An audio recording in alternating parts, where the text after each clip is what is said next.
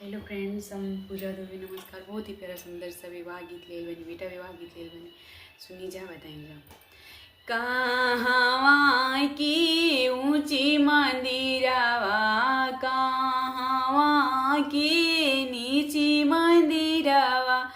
अरे मई कवन पापा की हवे सावा,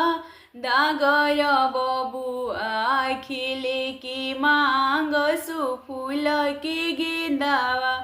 अरे मई कवन पापा की हवे सावा, डागर पुतावा खिले की मांग सुफूल की गेंदावा, अवध की ऊंची मंदिलावा, जनकपुर की नीची मंदिलावा, अवध की ऊंची मंदिलावा, जनकपुर की नीची मंदिलावा, अरे माई दशरथ पापा की हवे सावा, डागर बबुआ खिल की मांग सुफूल की गेंदावा, अरे माई दशरथ पापा की हवे सावा, डागर बबुआ खिल की मांग सुफूल की गेंदावा, एक औरिया नैहर के लोगावा, एक औरिया सासुर के लोगावा,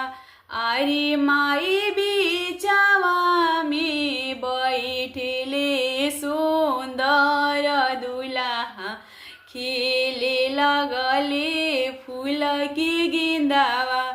अरे माई बिचावा में बैठले सुंदर दुल्हा, खेले लगले फूल की गेंदावा,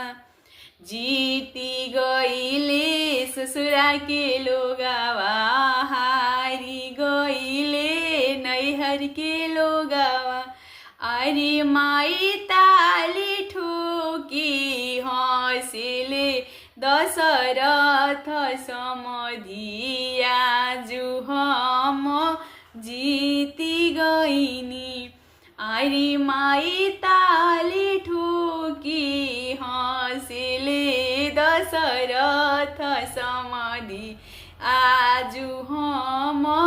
जीती गईनी, अरे माई रोवेली